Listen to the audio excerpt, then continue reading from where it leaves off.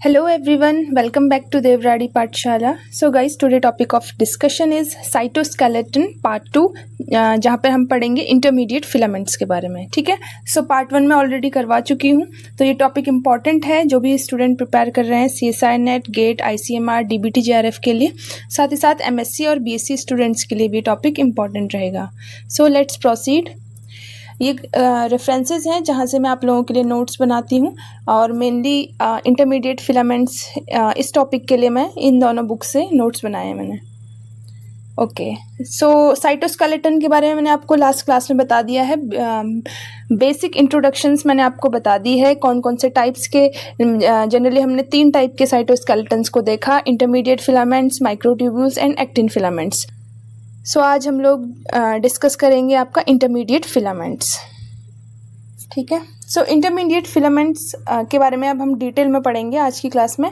Intermediate filaments have a great tensile strength and their main function is to enable cell to withstand with the mechanical strength that occur when cell is stressed. So intermediate filaments के बारे में मैंने आपको last class में बताया था कि intermediate filaments जो स्ट्रेंथ है, टेंसाइल स्ट्रेंथ है, वो काफ़ी अच्छी होती है बाकी साइटोस्केलेटन के मुकाबले, और ये जितना चाहे स्ट्रेस्ड हो या मैकेनिकल स्ट्रेस कंडीशन में हो, ये उस टाइम पे डिफॉर्म हो जाते हैं लेकिन ब्रेक नहीं होते हैं. ठीक है, ये मैंने आपको बताया था. तो इनकी टेंसाइल स्ट्रेंथ का मतलब हो गया कि आप कितना इस इंटरमीडिएट फिलामेंट्स को खींच सकते हो एक इतना पॉइंट तक जहाँ पे कि ये ब्रेक हो जाए. ठीक है, तो जितना आप प्रेशर लगाओगे, है ना, उस प्रेशर को हम क्या बोलते हैं? टेंसाइल स्ट्रेंथ बोलते हैं इस चीज़ की. सो The filaments are called intermediate filament because the smooth muscles cells where they were the first discovered, their diameter about 10 nanometer is between the thinner actin filament and the thicker myosin filament. तो Albert की book में ये बताया हुआ है कि जो intermediate filaments हैं उनको इंटरमीडिएट इसलिए बोला जाता है क्योंकि जब ये इनको सबसे पहले डिस्कवर किया था स्मूथ मसल्स में किया था, और इसका डायमीटर जो है 10 नैनोमीटर है, जो कि एक्टिन फिलामेंट का कितना बताया था मैंने? 7 नैनोमीटर. तो 7 नैनोमीटर, और जो मायोसिन फिलामेंट है ये काफ़ी थिक होते हैं, तो उसके बीच में इसका डायमीटर है, इसलिए इसको इंटरमीडिएट फिलामेंट बोला गया है. नेक्स्ट, जो कूपर की बुक है, कूपर की बुक में बताया है कि जो इंटरमीडिएट फिलामेंट है इनका डायमीटर 10 to 12 नैनोमीटर होता है, which is intermediate between the diameter of 2 other principal element cytoskeleton that is actin filament 7 nanometre and microtubule 25 nanometre. तो वहाँ पे ये बताया गया कि जो माइक्रोट्यूब्यूल्स और एक्टिन फिलामेंट है इसके बीच में जो है इसका डायमीटर आता है, दैट्स वाई हम इसे इंटरमीडिएट फिलामेंट्स बोलते हैं. तो दोनों ही सही है. ठीक है, दोनों ही बुक्स का दोनों ही सही है, तो आप जो है मतलब नॉलेज में रख सकते हो. नेक्स्ट है, intermediate filaments are the toughest and the most durable cytoskeleton filament when cells are treated with concentrated salt solution and non ionic detergent. The intermediate filaments survive while most of the cytoskeleton are destroyed. ठीक है, तो जब हम इनको salt concentration, high salt concentration के साथ treat करते हैं या नॉन आयनिक डिटर्जेंट के साथ जब हम इंटरमीडिएट फिलामेंट को ट्रीट करते हैं, तो भी इंटरमीडिएट फिलामेंट जो है सर्वाइव कर जाता है, जबकि जो अदर साइटोस्केलेटन है वो डिस्ट्रॉय हो जाते हैं. ठीक है, तो मेनली जो कहने का मतलब है कि इंटरमीडिएट फिलामेंट्स का जो मेन काम है वो यही है कि सेल को मैकेनिकल स्ट्रेस में बचाना है, टेंसाइल स्ट्रेंथ प्रोवाइड करना है, स्ट्रक्चर शेप प्रोवाइड करना है. The intermediate filaments are found in the cytoplasm of the most animal cell. They typically form a network throughout the cytoplasm surrounding the nucleus and extending out of the cell periphery. जैसे मैंने बताया था कि कैसे cytoplasm में network की तरह इस तरीके से ये फैले रहते हैं इंटरमीडिएट फिलामेंट्स. ठीक है, लास्ट क्लास में मैंने आपको बताया था इमेज के थ्रू. ठीक है, नेक्स्ट है, जो intermediate filaments are not directly involve in the cell movement. जैसे अदर इंटरमीडिएट फिलामेंट, जैसे अदर साइटोस्केलेटन है, माइक्रोट्यूब्यूल्स हो गया और एक्टिन फिलामेंट हो गए, ये दोनों जो है ये दोनों मेजरली जो है सेल मूवमेंट में इनका डायरेक्ट रोल होता है. लेकिन जो इंटरमीडिएट फिलामेंट है ये डायरेक्टली इन्वॉल्व नहीं होते हैं. Instead they appear to play both play a structural role by providing the mechanical strength the cells and tissue and provide a scaffold for the localization of cellular processing including intracellular signaling. तो इसका जो majorly जो function इसका है ये है कि ये एक तो स्ट्रक्चर मैकेनिकल स्ट्रेंथ प्रोवाइड करता है सेल्स को, दूसरा ये प्रोवाइड करता है स्कैफोल्ड। स्कैफोल्ड का मतलब क्या हो गया, एक स्ट्रक्चर बनाना, एक स्ट्रक्चर सपोर्ट बनाना या टेम्परेरी प्लेटफॉर्म बनाना जहाँ पे कि सेलुलर प्रोसेसेस या सेलुलर सिग्नलिंग हो सकती है। एक टेम्परेरी सेल के अंदर जैसे कोई भी सिग्नलिंग होती है तो वहाँ पे एक पर्टिकुलर स्ट्रक्चर प्रोवाइड करना, एक स्ट्रक्चर बनाना ताकि वो सपोर्ट कर सके सेलुलर प्रोसेस के लिए और सेलुलर इंट्रासेलुलर सिग्नलिंग के लिए। तो ये इसका जो है मेजर रोल यहाँ पे होता है, ठीक है, मेजर रोल जो है यहाँ पे इंटरमीडिएट फिलामेंट्स का। While the cytoplasmic intermediate filaments are characteristics of most multicellular animals, they are not found in yeast, plant and some insect। ठीक है, तो जो साइटोप्लाज्मिक इंटरमीडिएट फिलामेंट्स होते हैं ये बहुत सारे मल्टीसेलुलर एनिमल्स में तो प्रेजेंट होते हैं, बट ये ईस्ट, प्लांट और कुछ इंसेक्ट में ये एब्सेंट होते हैं। There are often anchored to the plasma membrane at cell-to-cell junctions called desmosomes, where the plasma membrane is connected to the another cells. तो ये सेल टू सेल जंक्शंस में भी देखे जाते हैं, जैसे सेल टू सेल जंक्शन, जैसे दो सेल्स को अटैच करते हैं इस तरीके के जंक्शंस, इनको हम क्या बोलते हैं, डेस्मोसोम्स। ये सेल 1 हो गई, ये सेल 2 हो गई, और जो इनके बीच में कनेक्शन बैठाता है उनको हम बोलते हैं डेस्मोसोम्स। ठीक है, ये डेस्मोसोम्स इस तरीके से कनेक्ट रहता है। तो ये यहाँ पर भी जो आपका इंटरमीडिएट फिलामेंट्स हैं ये भी जो है एक सेल से दूसरे सेल्स में कनेक्टेड रहते हैं through desmosomes.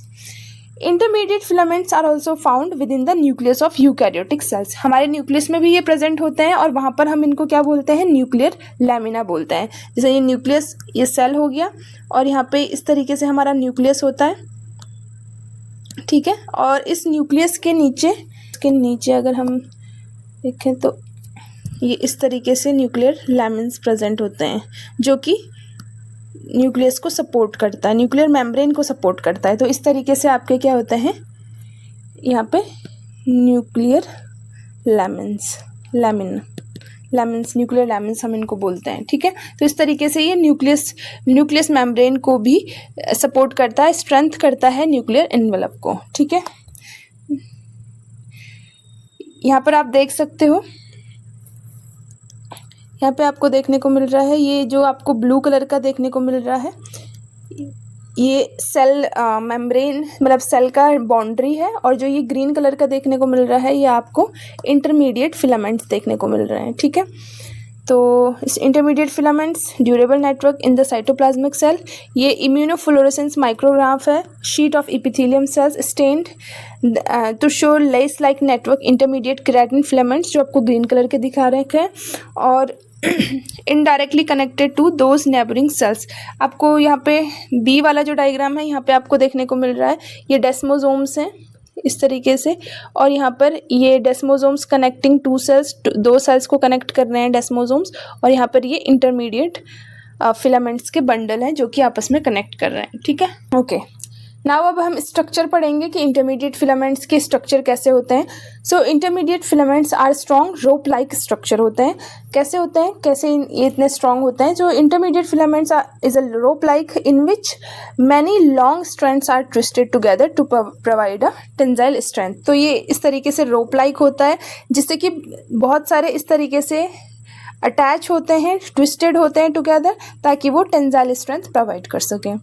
The strand of this cable are made up of intermediate filaments protein fibrous subunit, each connecting a central elongation rod domain which is distinct unstructured domain at either end। ठीक है, ये देखो image के through पता चलेगा। तो ये इस तरीके से ये हेलिकल अल्फा हेलिकल रीजन होता है इंटरमीडिएट फिलामेंट का। इनके जो एंड्स हैं ये अलग अलग होते हैं, ये हेड होता है, ये टेल होता है और ये हेड होता है। ठीक है, इसको टेल और हेड भी बोलते हैं हम। एक तरफ COH ग्रुप होगा, एक तरफ NH2 ग्रुप होगा, और ये बीच में ये सेंट्रल डोमेन होता है इतना, ये है सेंट्रल डोमेन। ये इस तरीके से कॉइल्ड होते हैं डाइमर, तो डाइमर के फॉर्म में ये ऐसे ट्विस्टेड रहते हैं। ठीक है, the rod domain consist of extended alpha helical region that enables to pair intermediate filaments protein to form a stable dimer by wrapping around the each other in a coiled configuration. Two of these coiled dimer running in opposite direction associated to form a staggered tetramer. Staggered tetramer क्या होता है, जो structure है, जैसे यहाँ पर ये एक डाइमर बना, ठीक है, एक डाइमर ऐसा बना, एक और डाइमर ऐसा बनेगा और इस तरीके का स्ट्रक्चर बनाएगा, ये एक टेट्रामर है। ये टेट्रामर कैसे मूव कर रहा है, एक इस डायरेक्शन में मूव कर रहा है और एक इस डायरेक्शन में मूव कर रहा है, तो हम इसको स्टैगर्ड टेट्रामर बोलते हैं। Structure formed by two dimer, जहाँ पे कि एक स्ट्रक्चर दो डाइमर से बनता है, दैट इज ऑफ प्रोटीन, और joining in an anti parallel manner. तो ये किस तरीके से ज्वाइन है, एंटी पैरेलल मैनर, ठीक है। These dimers and tetramers are the soluble subunits of intermediate filaments. The tetramer associated with each other side by side and these assemble to generate final rope-like intermediate, ठीक है। तो ये end to end जो है connected होते हैं और ये फिर इस तरीके से, ये जो डी वाला स्ट्रक्चर है इस तरीके से ये कनेक्टेड होते हैं और फाइनली ये ऐसे लेटरल एसोसिएशन ऑफ 8 टेट्रामर इस तरीके से, और फिर ये ग्रोइंग एंड इसका इस तरीके से बनते रहते हैं दोनों साइड से, और ये इस तरीके से फिलामेंट्स बनाते हैं। तो 8 टेट्रामर जो है ग्रोइंग फिलामेंट बनाता है और फाइनली आपका इंटरमीडिएट फिलामेंट इस तरीके से बनता है, ठीक है। ये आप पढ़ सकते हो फिगर को डिटेल में, मैंने बाकी समझा दिया है जो इम्पोर्टेंट है। नेक्स्ट ये तो आपका लोडिश एल्बर्ट की बुक से था, और अब हम कूपर की बुक से पढ़ेंगे। कूपर की बुक में भी सेम ही है, बस थोड़ा सा डिफरेंस है कि यहाँ पे जो सेंट्रल रॉड डोमेन दे रखा है इसका अल्फा हेलिकल स्ट्रक्चर में 310 to 350 अमाइनो एसिड्स गिवन दे रखे हैं, कि जो ये बीच वाला ब्लू कलर का स्ट्रक्चर दिख रहा है आपको, और जो एंड वाले हैं ये थोड़े से अलग कलर के दिखा रखे हैं। तो ये बीच वाला अल्फा हेलिक्स है जो कि 310 to 350 अमाइनो एसिड से बना हुआ है, और यहाँ पे हेड डोमेन है जहाँ पे एन टर्मिनल है, टेल डोमेन है जहाँ पे सी टर्मिनल है, इनको नाम दे दिया है। और ये इस तरीके से कॉइल्ड स्ट्रक्चर है, आपस में ट्विस्टेड है, ठीक है। ये एन टर्मिनल हो गया, सी टर्मिनल हो गया। अब ये इसका एक डाइमर ये हो गया और ये दूसरा डाइमर हो गया, ठीक है। अब ये दोनों डाइमर कैसे हैं, एंटी पैरेलल है, इसका सी यहाँ पर है, यानी इसका टेल यहाँ पर है और इसका टेल यहाँ पर है, ठीक है। तो यहाँ पे हेड टेल मैच कर रहे हैं, हेड टेल मैच कर रहे हैं, यानी ये एंटी पैरेलल ही एक दूसरे से अटैच हो रखे हैं, that is in staggered tetramer बना रहे हैं। और फिर स्टैगर्ड टेट्रामर प्रोटोफिलामेंट बनाते हैं इस तरीके से, एक से ज़्यादा टेट्रामर ज्वाइन होते हैं तो वो प्रोटोफिलामेंट बनाते हैं, और फाइनली जो है आपका फिलामेंट बनता है। तो each filament contain approximately 8 protofilament, हर एक फिलामेंट में 8 प्रोटोफिलामेंट प्रेजेंट होते हैं जो कि एक रोप लाइक स्ट्रक्चर, इस तरीके का रोप लाइक स्ट्रक्चर बनाते हैं, ठीक है। ओके, तो यही है, यहाँ पे स्टैगर्ड एंटी पैरेलल फैशन में टेट्रामर्स बनते हैं, ठीक है।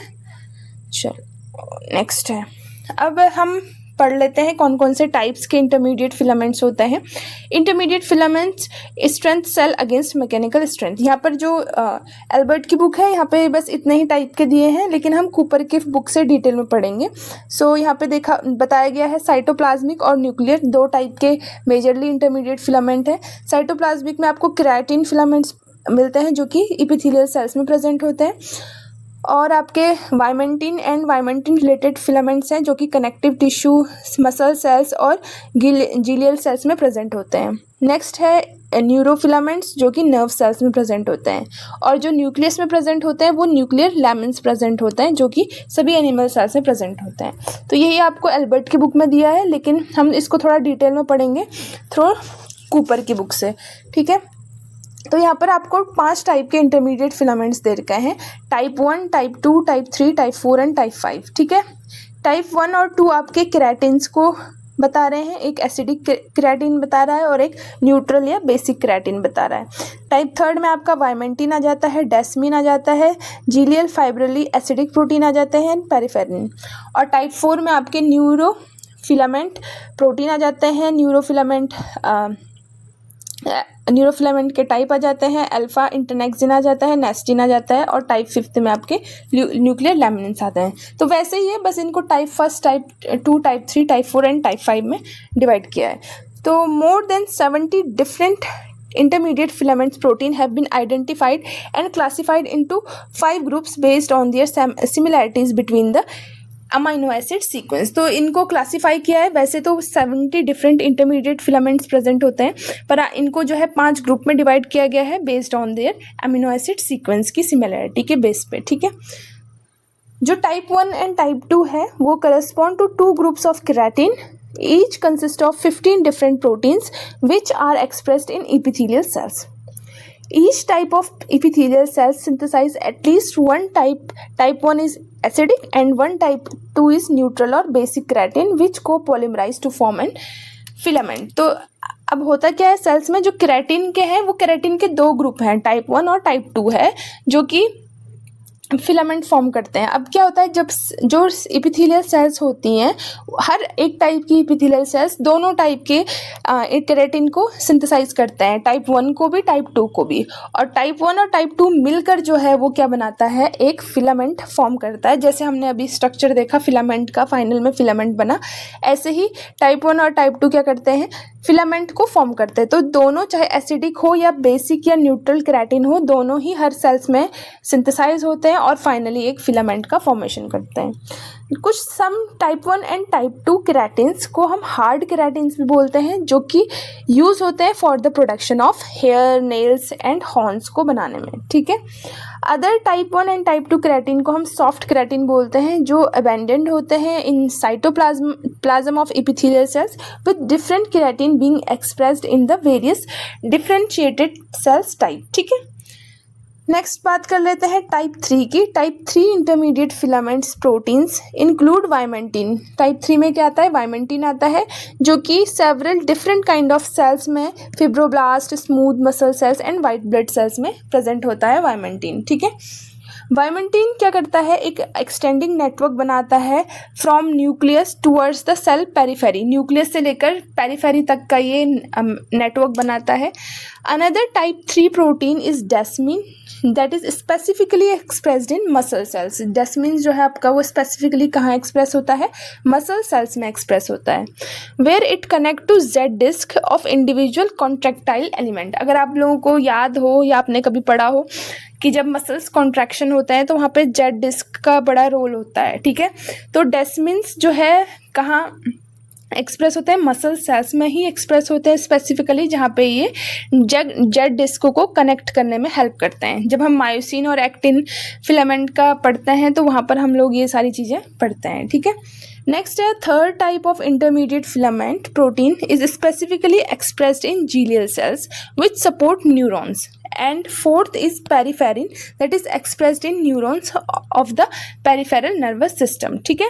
तो अब टाइप थर्ड जो कि जीलियल सेल्स में एक्सप्रेस्ड होती है वो कौन सी थी, यहाँ पे जीलियल फाइब्रिली एसिडिक प्रोटीन्स है जो जीलियल सेल्स में प्रेजेंट होती है। जीलियल सेल्स का रोल क्या होता है, ये एक तो ब्लड ब्रेन बैरियर बनाता है, ठीक है, और दूसरा ये क्या करता है, जीलियल सेल्स आपका सपोर्ट करता है न्यूरॉन्स को न्यूट्रिएंट्स प्रोवाइड करता है, ठीक है। ओके दूसरा है जीलियल सेल्स आपके दोनों जगह प्रेजेंट होते हैं, सेंट्रल नर्वस सिस्टम और पेरिफेरल नर्वस सिस्टम दोनों जगह ही जीलियल सेल्स प्रेजेंट होते हैं और इनके रोल्स जो है वहाँ पे स्पेसिफाई होते हैं। ये आप एनिमल फिजियोलॉजी में डिटेल में पढ़ते हो, ठीक है।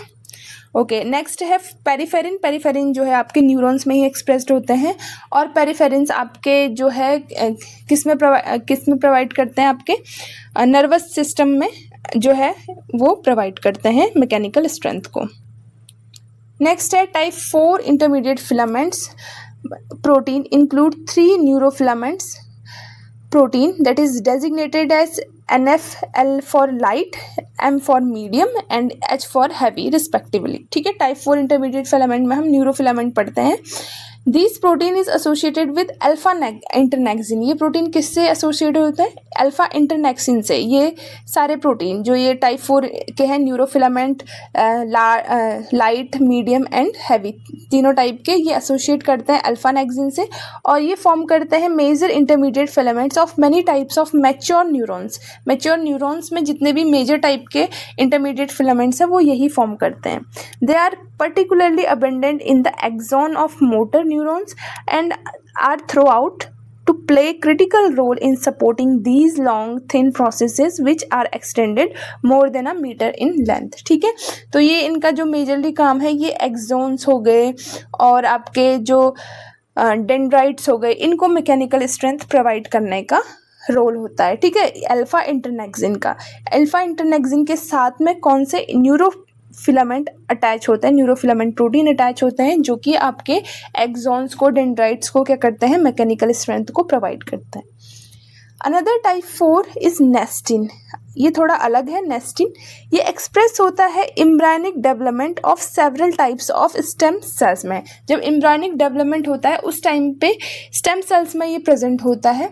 कौन कौन सी stem cells, like neural stem cells, neural progenitor cells, इसमें ये प्रेजेंट होता है। ठीक है, Nestins differ from other intermediate filament in that they only polymerize if other intermediate filaments are present in the cell। तो nestin तभी polymerization इसमें होता है। polymerization का मतलब है कि ये अपने नंबर्स को बढ़ाता है, फॉर्म करता है इंटरमीडिएट फिलामेंट। ठीक है, वो तभी करेगा जब दूसरे इंटरमीडिएट फिलामेंट्स वहाँ पे प्रेजेंट होंगे। ठीक है, नेक्स्ट एंड लास्ट टाइप है टाइप 4 इंटरमीडिएट फिलामेंट प्रोटीन, जिनको हमने न्यूक्लियर लैमिन्स बोला है। Rather than being a part of cytoskeleton, the lamins R component of the nucleus. ये क्या है, न्यूक्लियस के कंपोनेंट है। बाकी जितने भी इंटरमीडिएट फिलामेंट है वो साइटोप्लाज्म में प्रेजेंट है, बट ये न्यूक्लियस में प्रेजेंट है। और यहाँ पर ये orthogonal meshwork underlying the nuclear membrane में बनाता है। तो एक एक करके पढ़ लेते हैं। पहले केराटिन फिलामेंट्स को पढ़ लेते हैं हम। केराटिन और यहाँ पे न्यूक्लियर लैमिन्स को ही पढ़ेंगे। ठीक है, जो केराटिन फिलामेंट्स हैं वो most diverse class of intermediate filament है। Every kind of epithelium in the vertebrate body, whether they are tongue, cornea, lining of the gut, has its own distinctive mixture of keratin protein। Specialized keratins like hairs, feather, claws, ये इनको हम क्या बोलते हैं, specialized keratins. In case the keratin filaments are formed in a mixture of different keratin subunit. A rare human genetic disease that is epidermolysis bullosa simplex। ठीक है, ये एक रेयर ह्यूमन जेनेटिक डिजीज़ है जिसमें कि क्या हो जाता है, म्यूटेशन इन क्रिएटिन जीन्स। अगर क्रिएटिन जीन से म्यूटेशन हो जाए that interfere with the formation of creatine filament with in the epidermis. तो ये ऐसे जीन्स में जो कि क्या क्रिएटिन फिलामेंट्स कहाँ बनाता है, एपिडर्मिस में बनाता है। तो इससे क्या हो जाता है आपका एपिडर्मोलाइसिस बुलोसा सिम्प्लेक्स। इसमें क्या हो जाता है, जो स्किन होती है वो हाईली वर्नेबल हो जाती है मैकेनिकल इंजरी के लिए, and even a gentle pressure can rupture cells causing skin to blister. ठीक है, ब्लिस्टर फॉर्म होने लग जाता है। ब्लिस्टर का मतलब हो गया कि आपके स्किन की जो लेयर है उसमें क्या है, लिक्विड फॉर्म होने लग जाता है। इस तरीके के ब्लिस्टर्स फॉर्म होने लग जाते हैं स्किन में। एक इमेज में दिखा देती हूँ।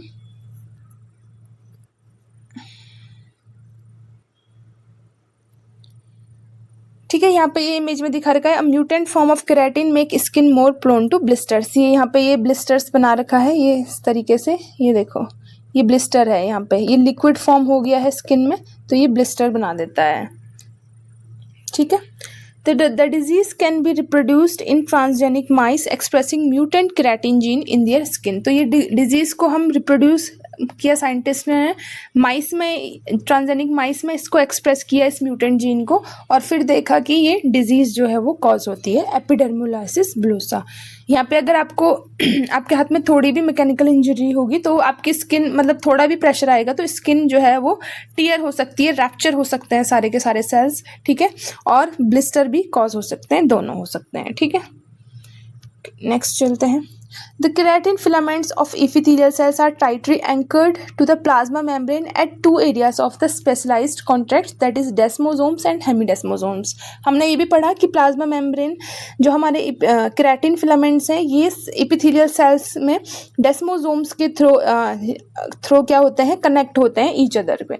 ठीक है, तो ये जो डेस्मोसोम्स और हेमिडेस्मोसोम्स हैं ये काफ़ी बच्चों ने अगर सुना नहीं है तो ये हम सेल टू सेल जंक्शंस का टॉपिक है, ये सेल टू सेल जंक्शंस का। तो मैं यहाँ पे सेल टू सेल जंक्शंस तो नहीं पढ़ा रही हूँ, तो बट मैं बेसिक सा आइडिया ही दूंगी क्योंकि हम यहाँ पर साइटोस्केलेटन पढ़ रहे हैं तो हम उसके ही अकॉर्डिंग हम पढ़ेंगे। तो ये वन ऑफ द टाइप है सेल टू सेल जंक्शंस के, डेस्मोसोम्स एंड हेमिडेस्मोसोम्स। ये होते क्या हैं, जो डेस्मोसोम्स होते हैं वो कनेक्शन बनाते हैं सेल टू सेल के बीच में। जैसे ये पहला सेल है और ये दूसरा सेल है, तो इसके बीच में ये कनेक्शन बनाएगा।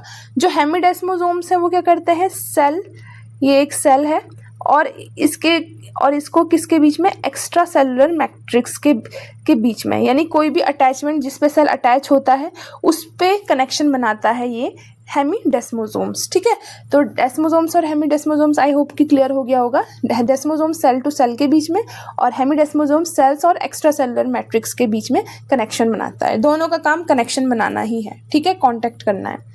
जो डेस्मोसोम्स होते हैं, यहाँ पे आपको इमेजेस के थ्रू दिखा देती हूँ। यहाँ पे ये डेस्मोसोम दिखा रखा है आपको।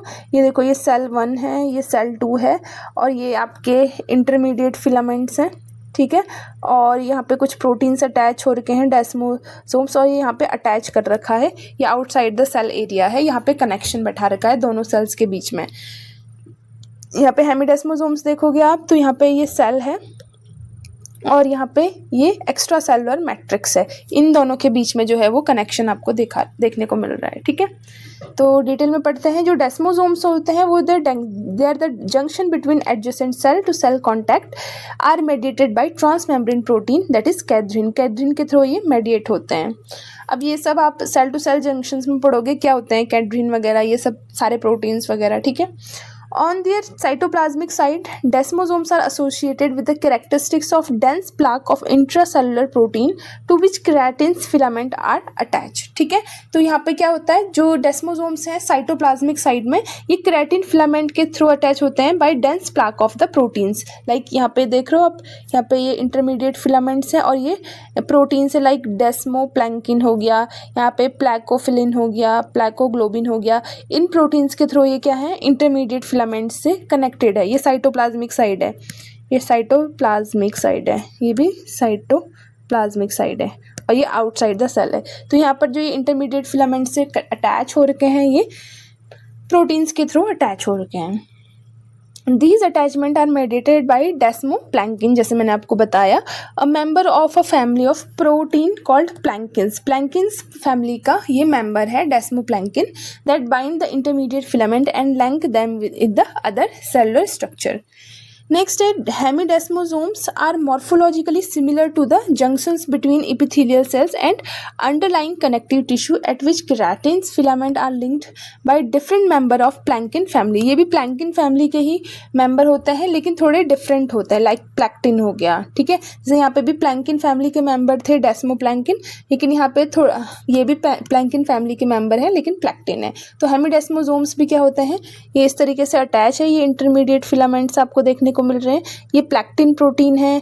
ठीक है, ये BP230 है, BP180 है, ये डेस्मोसोम्स हैं। तो ये डेस्मोसोम्स कैसे इन प्रोटीन्स के थ्रू इन इंटरमीडिएट फिलामेंट्स पे अटैच हो रखे हैं।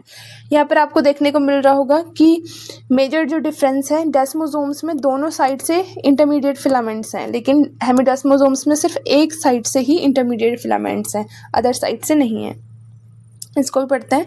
जो डेस्मोसोम्स एंड हेमिडेस्मोसोम्स है thus anchor intermediate filament to a region of cell to cell and cell to substratum contact respectively. तो आपका डेस्मोसोम सेल टू सेल पे कनेक्ट करता है इंटरमीडिएट फिलामेंट्स को और आपका जो हेमिडेस्मोसोम्स है वो सेल को सबस्ट्रेटम से कॉन्टैक्ट करवाता है। It is important to note that the keratin filament anchored both side of the desmosomes. जो keratin filament है वो दोनों side of desmosomes के प्रेजेंट होती है, serve as a mechanical link between adjacent cell in an epithelial layer, thereby providing the mechanical stability to the entire tissue. ठीक है, तो यहाँ पर ये दोनों साइड से प्रेजेंट होती है इंटरमीडिएट फिलामेंट, आपको डेस्मोसोम्स में देखने को मिल रहा है और ये आपको लिंक प्रोवाइड करवाती है। ठीक है, यहाँ पर डेस्मोसोम्स में दोनों साइड से आपको देखने को मिल रहा है, लेकिन आप हेमिडेस्मोसोम्स का देखोगे तो यहाँ पे सिर्फ एक ही साइड से इंटरमीडिएट फिलामेंट्स आपको देखने को मिल रहे हैं, दूसरी साइड से आपको इंटरमीडिएट फिलामेंट्स देखने को नहीं मिलेंगे। ठीक है, तो ये इस तरीके से आपका होगा। ठीक है, नेक्स्ट चलते हैं। नेक्स्ट अब लास्ट टॉपिक हमारा बचा हुआ है न्यूक्लियर लैमिन्स। ठीक है, तो बुक्स में इतना ही है, तो इतना ही, ये तो मैं आपको बहुत ज़्यादा डिटेल में पढ़ा रही हूँ, तो इतने डिटेल में अभी तक आए नहीं हैं क्वेश्चंस, लेकिन इन फ्यूचर आ सकते हैं। ठीक है, तो नेक्स्ट है आपका nuclear lamins, where the cytoplasmic intermediate filaments form loop like structure, the intermediate filaments lining and strengthening inside the surface of nuclear membrane are organized in 2 dimensional meshwork. जैसे यहाँ पे आपको दिखा देती हूँ, ये आपका न्यूक्लियस हो गया, ये सेल हो गई, ये न्यूक्लियस है, ये इतना सा पोर्शन इसका लिया हुआ है और इसको जूम करके दिखाया हुआ है, ये आपका न्यूक्लियर एनवलप है और यहाँ पर आपका ये न्यूक्लियर लैमिन्स हैं, ब्लू कलर के दिखा रखे हैं, ठीक है। The intermediate filaments that form this tough nuclear lamina are constructed to form a class of intermediate filament protein called lamins, ठीक है। तो जो intermediate filaments है जो tough nuclear lamina बनाते हैं वो किस प्रोटीन से बने होते हैं, that is lamins, lamins protein से वो बने होते हैं। आपको कंफ्यूज नहीं होना है, लैमिनिन, लैमिनिन एक दूसरा प्रोटीन है जो कि एक्स्ट्रा सेलुलर मैट्रिक्स में प्रेजेंट होता है। तो extra cellular matrix protein laminin है, लेकिन ये लैमिन्स प्रोटीन है, ठीक है। तो आपको क्वेश्चन आ सकता है ऐसे CSIR में कि जो आपके इंटरमीडिएट फिलामेंट्स है जो न्यूक्लियर लैमिना है वो किस प्रोटीन से बनता है। तो वहाँ पर आपको A ऑप्शन में दे दिया जाएगा लैमिनिन, लैमिनिन, B ऑप्शन में लैमिन्स दिया जाएगा, इस तरीके से C ऑप्शन में सेम ऑप्शंस दिए जाएंगे। तो आपको अगर पता नहीं होगा तो आप कंफ्यूज खा के सबसे पहले आंसर आपको तो लगेगा कि हाँ लैमिनिन ही है, हाँ तो पहला ही आंसर कर दोगे। तो नहीं, ऐसा नहीं करना है, हमें ध्यान से पढ़ने हैं वर्ड्स कि हमारा जो प्रोटीन है वो कौन है, लैमिन्स है, not laminin. Laminin is different protein, right. Next चलते हैं, the nuclear lamina disassemble and reform at each cell division. जो न्यूक्लियर लैमिना है वो जब भी सेल डिवीजन होता है तो वहाँ पर क्या होता है, न्यूक्लियर लैमिना डिसअसेंबल होता है और फिर वो फिर से बनता है। जब सेल डिवीजन होता है उसके बाद फिर से बन जाता है। So when the nuclear envelope break down during mitosis then reform in the each daughter cells. जैसे इस तरीके से 2 डॉटर सेल्स बनती हैं। अब ये जो है वो सेल साइकिल और सेल डिवीज़न वाला पोर्शन आ गया जहाँ पे कि न्यूक्लियस भी डिवाइड होता है। जब न्यूक्लियस डिवाइड होता है तो उस टाइम पे वो खिंचता है, तो वहाँ पर जो न्यूक्लियर लैमेला है वो डिसअसेंबल हो जाता है, ये खिंचता है, फिर ये ब्रेक होता है, फिर ये बराबर 2 उसमें न्यूक्लियस आता है, तो फिर उसके बाद वो फिर से रिफॉर्म कर जाता है। So cytoplasmic intermediate filaments also disassemble in mitosis. Mitosis के टाइम पे जो साइटोप्लाज्मिक वाले इंटरमीडिएट फिलामेंट है वो भी डिसअसेंबल होता है। ऐसा नहीं कि ये भी, क्योंकि हमारा साइटोप्लाज्म भी क्या हो जाता है, इस तरीके से खिंच जाता है और इस तरीके से ब्रेक होना स्टार्ट हो जाता है 2 डॉटर सेल में। So the disassembly and reassembly of the nuclear lamins are controlled by phosphorylation and dephosphorylation of lamins। तो जनरली ये किसके थ्रू होता है, phosphorylation and dephosphorylation of lamins। phosphorylation कौन करता है, काइनेज प्रोटीन्स हमेशा phosphorylation करते हैं। मैंने आपको cell cycle and cell division में बताया हुआ है कि जो lamins हैं इनको phosphorylate कौन करता है, प्रोटीन काइनेजेस। जब ये फॉस्फोराइलेट हो जाते हैं तो कन्फॉर्मेशनल चेंज हो जाते हैं जो कि वीक कर देते हैं इनको, इनकी बाइंडिंग को बिटवीन लैमिन टेट्रामर्स, और जिससे कि आपका फिलामेंट जो है फॉल अपार्ट और फिलामेंट आपका ब्रेक हो जाता है। वहीं जब डीफॉस्फोराइलेशन कौन करता है, प्रोटीन फॉस्फेटेज। जिन भी प्रोटीन के पीछे फॉस्फेटेजेस लिखा होता है यानी वो डीफॉस्फोराइलेशन करते हैं। जिन भी प्रोटीन के पीछे काइनेजेस लिखा रहता है इसका मतलब वो फॉस्फोराइलेशन करते हैं। तो फॉस्फेटेजेस क्या करते हैं, डीफॉस्फोराइलेशन यानी फॉस्फेट ग्रुप को रिमूव कर देते हैं, किससे, इन इंटरमीडिएट फिलामेंट से। At the end of the meiosis cause lamin to reassemble, जिससे कि लैमिन फिर से जो है वो रीअसेंबल होना स्टार्ट हो जाता है। ठीक है, तो इस तरीके से ये साइकिल चलती है। ठीक है, यहाँ पर जो ये स्ट्रक्चर है ये इलेक्ट्रॉन माइक्रोग्राम का स्ट्रक्चर है जो कि आपको फ्रॉग का एग का दिखा रखा है, nuclear lamina of frog egg. तो ये आपको किसकी तरह, लैटिस की तरह से शेप दिख रहा होगा, इस तरीके से आपको ये शेप्स दिख रहे होंगे, है ना, ये लैटिस की तरह दिख रहा होगा ये शेप। ठीक है, ओके, नेक्स्ट चलते हैं। ओके, नाउ अब इसकी वजह से क्या डिफेक्ट होते हैं ये भी पढ़ लेते हैं। अगर हमारे जो डिफेक्ट है ना, particular nuclear lamins are associated with a certain type of progeria. Progeria के बारे में आई होप कि सभी ने सुना होगा। प्रोजेरिया पे एक मूवी भी आई थी अमिताभ बच्चन जी की, जो कि पा मूवी थी, आई थिंक, राइट, यही नाम था, पा मूवी। तो वहाँ पर वो डिसऑर्डर दिखा रखा है। ये एक रेयर डिसऑर्डर है जहाँ पे कि इंडिविजुअल एज्ड प्रीमैच्योरली, यानी बहुत जल्दी ही जो है इंडिविजुअल की एज जो है वो क्या हो जाती है, बढ़ जाती है, और वो जल्दी उसमें जो है ओल्ड एज जो है, एजिंग जो है वो बहुत जल्दी आ जाती है। ठीक है। So childrens with progeria have wrinkled loose skin, loose their teeth, hair and often develop severe cardiovascular disease by the time they reach their teens. तो जैसे ही अपने टीन्स पे पहुंचते हैं तो इनको बहुत सीवियर कार्डियोवास्कुलर डिजीज हो जाती है और ये अपने हेयर, टीथ ये सब भी लूज कर देते हैं। ठीक है। How the loss of nuclear lamins could lead to the devastating condition is not yet known। अभी तक ये नहीं पता है कि कैसे जो है न्यूक्लियर लैमिन के लॉस से ये डिवास्टिक कंडीशन होती है, but it may be that the resulting nuclear instability leads to impaired cell division, increase the cell death and diminished the capacity of tissue and some combination। अब मैं आपको बताती हूँ कि अभी मेरा साइंटिस्ट का कहना है कि अभी ये क्लियर नहीं है कि किस प्रोसेस के थ्रू ऐसा हो रहा है। हो तो न्यूक्लियर लैमिन्स में लॉस की वजह से हो रहा है कि न्यूक्लियर लैमिन्स प्रोटीन के अगर नहीं है या वो नहीं बन रही है ठीक से या उनमें डिफेक्ट है न्यूक्लियर लैमिन प्रोटीन में, तो ये डिसऑर्डर हो रहा है। लेकिन कैसे हो रहा है ये अभी क्लियरली डिफाइन नहीं है, बट हम एक चीज़ समझ सकते हैं कि जब कोई नॉर्मल पर्सन होता है, जब उसके अपने टीन एज में होता है, ठीक है, यंग होते हैं, जब भी हम यंग होते हैं तो हमारे में जो सेल डिवीज़न है वो क्या होता है, इंक्रीज़ होता है, जबकि हमारे में सेल डेथ जो है as compare to cell division वो बहुत कम होता है। ठीक है, यंग में यही होता है। लेकिन जब हम ओल्ड हो जाते हैं, जब बूढ़े हो जाते हैं, वहाँ पर क्या हो जाता है, सेल डिवीज़न अपने आप कम हो जाता है, क्योंकि हमारी सेल की कैपेसिटी एक टाइम तक ही डिवीज़न करने की होती है। तो उस टाइम तक हमारी जो सेल डिवीज़न की कैपेसिटी है वो काफ़ी कम हो जाती है। लेकिन जो सेल डेथ है वो इंक्रीज़ होने लग जाता है। ठीक है, सेल डेथ हमारी ज़्यादा होती है as compare to cell division, तो दैट्स वाई हम क्या हो जाते हैं, बूढ़े हो जाते हैं, ओल्ड हो जाते हैं। तो यहाँ पर भी यही कंडीशन है प्रोजेरिया में क्या हो रहा है, अगर हम एक्चुअल में देखें तो न्यूक्लियर लैमिन्स में डिफेक्ट हो रहा है। तो अगर न्यूक्लियर लैमिन्स में अगर डिफेक्ट हो रहा है तो अब देखो न्यूक्लियर लैमिन्स का मेजर काम क्या है, सेल डिवीज़न में। अगर न्यूक्लियर लैमिन्स का मेनली काम किस में है, लैमिन्स का सेल डिवीज़न में।